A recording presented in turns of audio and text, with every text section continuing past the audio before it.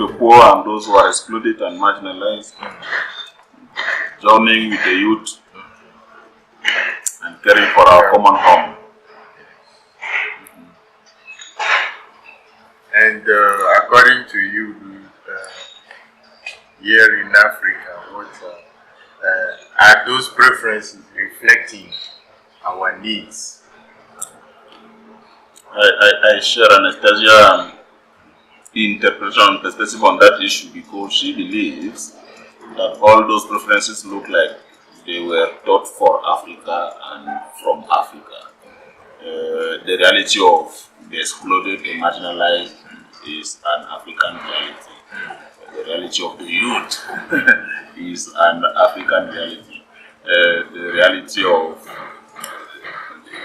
the challenge of ecology and making sure that we create a society that really care for our common home for creation. This is an African emergency. So how do you bring all this together? Deepen and rooted and grounded in a life of prayer and discernment, so we can make these universal apostolic priorities, preferences, we can make them truly African. And the challenge for us is for the next 10 years, how we make those aspirations become reality. So it is a great moment for the society worldwide and a great moment for the society in Africa in particular. And as a historian, like the last preferences until now, have we moved on, or it seems like we just use other terms? We don't use the term Africa, China as preferences. We just use other terms to really point out our problems. The historians tend to be more realistic. So what is happening now is that we have this great energy, enthusiasm, as people are receiving these apostolic preferences, and I think it is a great thing. It testifies of the seriousness Jesuits put in putting this together, because we have been discerning about it for 16 months. But also the new language this document use appeals to Jesuits who, by the way, were looking for direction. But at the same time, as I said, my goal is not to take off that energy from you. But when you look closely at the documents, the conclusion for the historian is that the document is simply asking us to be a really good Jesuit for our time. To journey with the youth is part of the formula of the Institute of the Statue of Jesus. Professed Jesuits actually have the power to take care of the youth in catechism and things like that. So journeying for the youth is a Jesuit mission from the 16th century, and it is part of our very identity. Taking care of the poor, the same thing. And in fact, of the many things I read in the novitiate around about the 34th General Congregation, one stood for me and is still guiding my life today. The congregation said this, and I quote, "The poor are our friends, and we cannot turn our back when our friends are in need." So to take care of the poor has always been part of Jesuit identity from the beginning, and it has been repeated during the last few general congregations. As for the common home, and I think it is a new topic in the church overall, basically reinforced by the papacy of Francis, and having it explicitly detailed in that document, I think it is something we can say it is new. But at the same time, when you look at the spiritual exercises, the contemplation to attain love and things like that, there is even the principle and foundation. There is a sense that we, as Jesuits, we have to see, discover, and touch, and even act upon God's love, also looking at ourselves as part of the creation, as God's creation, and therefore as our common home. So as a historian, I see that there is nothing really new about the new apostolic preferences, but there is a new language, and that language is speaking to our needs today as Africans, to the needs of Europeans, because the idea of going back to prayer and discernment, the very first sentence of the document speaks about secularism. It is something that is not yet a big phenomenon in Africa. It is affecting Western and European society, but it is also something that might affect Africa in the future. So I think that there is something there that is the ultimate message of the apostolic, behind the apostolic preferences is, can you really, guys, can you be good Jesuits today and speak the language the common people speak? Try to act upon what your ideals have always been: taking care of the poor, taking care of the youth, and taking care of God's creation.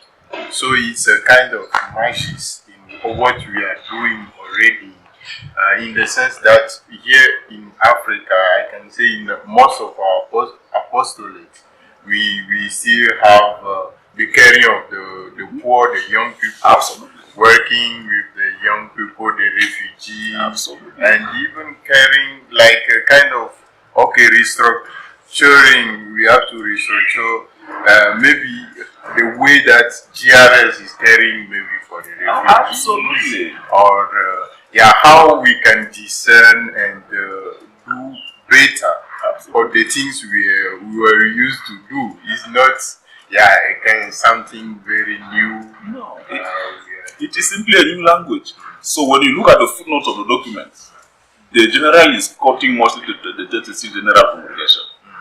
That's the newness of it. And the most ancient documents quoted there are the autobiography and maybe one or two other spiritual exercises and things like that. So it is a document speaking to us in what we are already doing, but in a way that will re-energize us and make whatever we are doing and put it in the perspective of a global vision for a term period that can be evaluated in 10 years to see what have we done differently. That will be the question asked. The question will not be what have we done regarding the youth or the poor or ecology, because we are somehow already doing it. The question will be, what have you done differently, and what difference did that make compared to what you have been doing previously? As you said, the priorities, China, Africa, intellectual apostolates are still there. But this message becomes more inclusive in terms of, this is the Society of Jesus looking in the same direction and being together as a global community on the same issues from different perspectives. Migrations, it is not an African issue anymore. It is also a European issue. It is also a US issue today. Poverty, yes, it is an African issue. The school of the needs is an African issue, but you know that the society in the United States today is confronting its reality with minorities and slaves and things like that. So I think that while we can receive this message as a message for Africa and even from Africa, it is also a message for the society worldwide, as the society is facing challenges that arise from globalization. So I think it is a good inspirational document that can help us look in the same direction, and maybe for us to have targets and be able to evaluate in 10 years. It seems for me, it seems like in those preferences, the first time in the preferences they talk directly about spiritual exercises. Is it true, or why it's like they are calling us to deepen really that spiritual exercises? Because it's really clear in the first preferences that not only to use as a tool, instrument, I can say spiritual tool, but it's kind of part of now all our mission. The spiritual exercises is what the glue that held everything together. And you remember in our medieval history class, okay, people are doing this, people are doing that. We are doing things as Jesuits. We work a lot, we are committed in many things, and that's great. But the point for Ignatius was the good of the soul. Spiritual conversations was about to help people in a difficult time of crisis, when the church and the world were looking for direction, to give people spiritual direction, so that through spiritual direction they can actually reform their own life and reform society and institution. And it comes up in the apostolic preferences: the conversion of society, or individual conversion, the conversion of society, and institutional conversion. So the point here is this: okay, we guys, we are doing many things, but can we go back to the basics? That whatever we do is grounded in the reality that makes us. And what makes us as Jesuits are the spiritual exercises. What people come to seek when they meet Jesuits is discernment. So how do we use this spirituality that makes us who we are? How do you use it in as to glue that hold our apostolic life together and give direction to others? And I think that's the reforming aspect of the document. Every reform is an invitation to go back to the sources. And the source for us, yes, the Giornamento. And the source for us is the spiritual exercise. So can we go back there, and from there rediscover the reality of the excluded, rediscover the reality from a personal relationship with Jesus Christ, then rediscover our relationship with the excluded, the poor, the marginalized, rediscover the reality of the world as our common home. So I think that's a good point here. So you should pray a little bit more. You pray a little bit more. Even in terms of studies. The thing is not only to pray, but to discern. To discern. Through the prayer, you can know what are the actions that you needed to tackle in order to advance the kingdom of God. I don't think that it's only just to pray, but like Ignatius say, all our prayers is directed towards our apostolic needs. And one of my last questions maybe will be like, what are which image of the society, if you want to kind of to see the future after those preferences, which image will you wish to have for our society in Africa after 10 years? The image for me is simple, and I might sound selfish.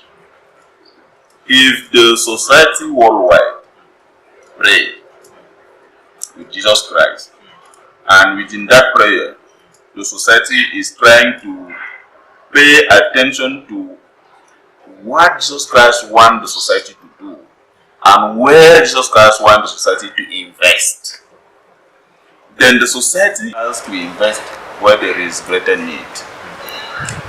And that will bring us back to poor regions in the society that are really in need, to share our what we have. So if we pray and discern where the apostolic priorities really are, it means that the energy and the language and the accompaniment of the youth that is part of this project has also to do with Africa, where actually the society is growing and where the society has greater needs. Will we, as Society of Jesus, body, world society, will we, for example, take the education and the training of young Africans as a priority without naming it, simply because this is where Jesus will want us to invest? So the what I do want to see 10 years from now is a society of Jesus that is whole first. So the gap between the rich and the poor that we see in society as consequence of the globalization and things like that. How do we at intra first leave it so that we can reduce that gap between the poor and the rich? Not necessarily to enrich those who are poor, because poverty is part of our religious life, but to make sure that institutionally we are actually investing where the needs are, so that by empowering those regions that are poor, we are able to enrich the global society, to bring new perspective into the global society, and to grow together as a community. So if the society is tackling immigration as a big issue, the society can tackle it in Europe, because there are immigrants going to Europe and with actual consequences for the European society. But the society also has the potential as a global organization to tackle immigration from different places, from Africa, from Asia, from Europe, and have it as an issue.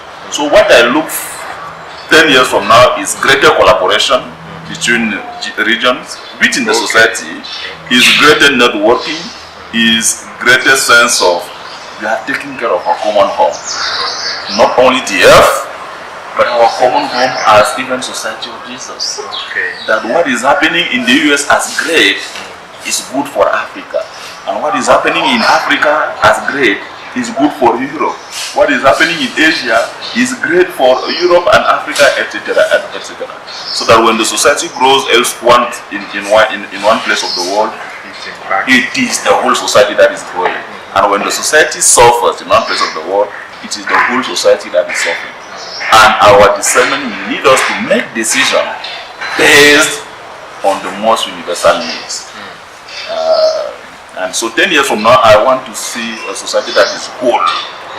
Whole, and that is facing those challenges at intra, but also as a model society for the global world at excellence. Thank you.